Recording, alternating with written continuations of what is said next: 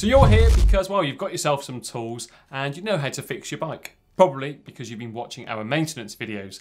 But picture yourself, it's 8 PM on a Saturday night and you've just finished tinkering around with your bike and you're meant to be going out the following day. Well, I've got some essential spares that you should keep in your workshop so that you don't miss out on that ride. Spare cables. Yep, you never know when your gear cables or brake cables are going to fray or even snap. So I always keep a couple of each and their respective outers in my workshop at all times. Importantly, I don't actually keep them coiled up like this. I undo them and I keep them in a nice flat position. That way you're going to get smoother braking and also smoother shifting when it comes to fitting them. It's sometimes you can be left with a nasty little kink like that, which ultimately you're not going to get that smooth braking or good shifting. And if you're using EPS or Di2, don't need to worry about that at all, do you?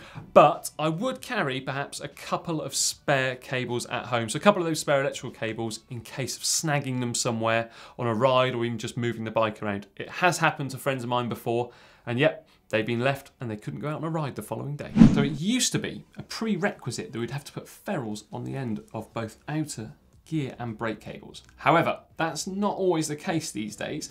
Some components actually don't allow a ferrule to enter where the cable enters the component. So in that case, we just use a basic outer cable. However, I would keep some of these around because you never know what components you've got on your bikes. And basically, there's such a huge variety of them. You can have metal ones, plastic ones. Some here, they've got an extra little ending on them, so that protects the inner cable when it runs through. And also importantly, make sure you've got plenty of these around, cable ends. I don't like seeing a frayed cable, and ultimately it could fray all the way down to where the cable clamps into the component and fail. And that's not good. Nobody wants that to happen. So the rate of wear on brake pads can often be overlooked. They can wear very, very fast, especially in poor conditions. I always carry enough brake pads in my home workshop to make sure that I can just swap them out and I'm good to go the next day. So if you've got carbon, make sure you've got carbon specific ones, and the same for alloy. Don't mix and match them because they're not going to perform as well as you would like. If you're using disc brakes, make sure you've got some spares too, and importantly that they're of the same compound as what's already fitted. That way you're not going to cross-contaminate the discs and get poor braking. Also, for those of you on disc brakes, keep a very close eye on them. Some cyclocross friends of mine who are at a pretty high level can actually get through a complete set in one ride. Yep, so in an hour they can go through a whole set. So just be aware of that. Inner tubes. I always keep a few of these on the shelf at home. That way, if I puncture when I'm out riding, when I get back, I can just take one from a box, put it back in my saddlebag, and I'm good for the next day. Also, this has happened to me quite a few times. I wake up the following day to ride my bike again, and both tyres are flat, or just one, and you've got a slow puncture. So there you are. You're back to square one, but not if you keep a few spares on the shelf. I tend to go for a 700 by 18 to 25 C width. That way it can go all the way up to a 30 really, because, well, these tubes, they are pretty stretchy, aren't they? And a final little tip, go for something with a removable valve core. That way, if you need to extend it for deep section wheels, you can do. Failing all of that, make sure you got one of these, the good old puncture repair kit. So valve cores are a finicky little part that can plague you with problems without even realising sometimes what on earth is going on. How? Well, inside of them, there's a little rubber washer which essentially keeps the pressure in or out of the tyre when you press on the valve. Sometimes though, that rubber can actually become perished, leading to a leaking valve.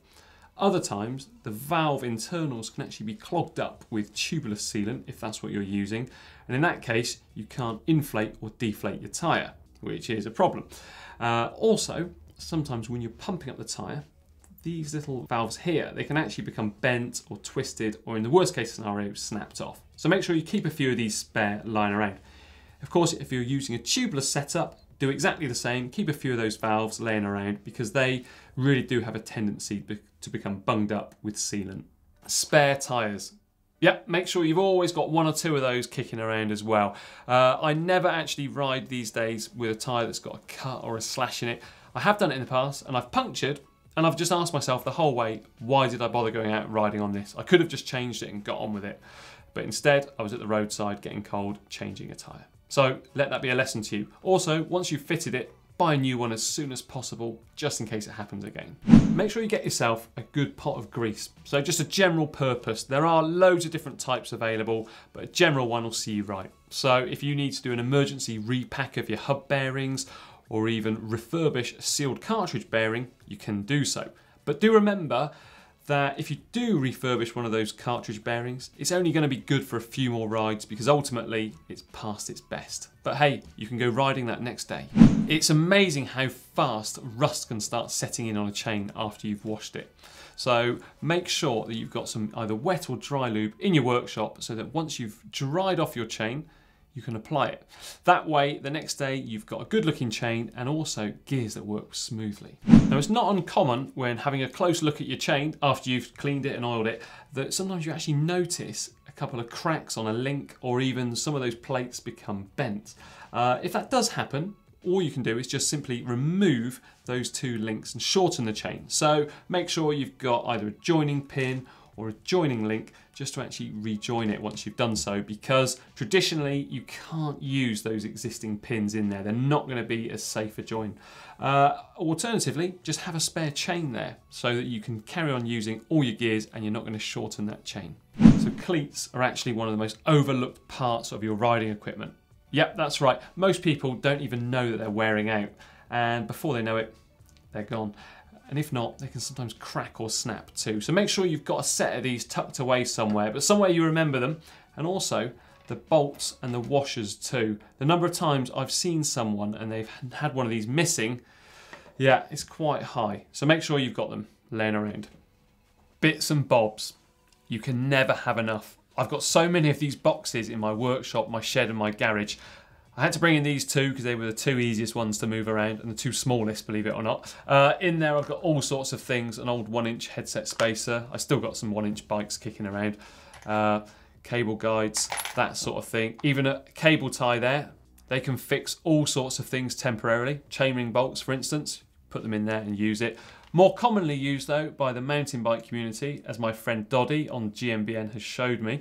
Also, bike parts basically are really specific to bikes, obviously, but you can't go into a little hardware shop and buy these specific parts. So when I get an old part like this Dura-Ace Di2 rear mech, which, yeah, I managed to snap, that's another story.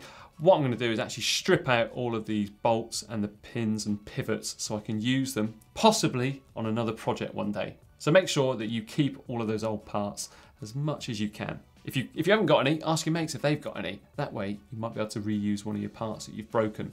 Or failing that, pop into your local bike shop. They might have some old rubbish. Well, it's not rubbish, is it? But some old bits that you can use again. Let me know in the comments down below what essential spares you carry at home so that you don't miss out on a ride. Hopefully soon as well, we'll be able to check out my home workshop. Needs a bit of tidying up though because it's full of stuff at the moment. Some of it you've already seen. And remember as well to like and share this video with your friends. And for more great tech, this time from the Dubai tour, click down here.